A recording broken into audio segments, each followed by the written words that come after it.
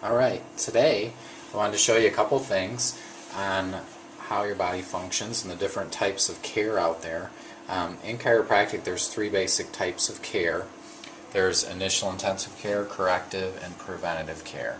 And most people aren't aware of this, they don't know there's different types of care. But most people when they come in, they're right here at obvious symptoms. And that's where you are, you're having obvious symptoms. And on the top of this chart it talks about how you're feeling, and underneath it, it tells you what's happening in your body during that stage. Most people when they come in, this is where they are. Most people also don't want to be there. They actually want to be all the way up here at prevention, maintenance, and optimum function. So, as we work on you, you're going to start moving across this graph.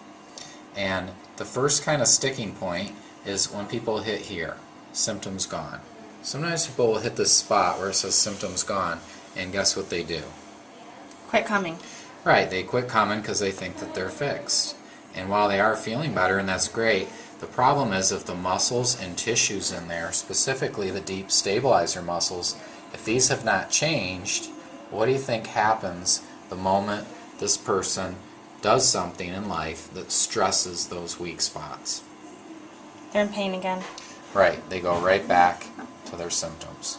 And then doing that again, and again, and again, and again, and again, is what we call a relief care cycle.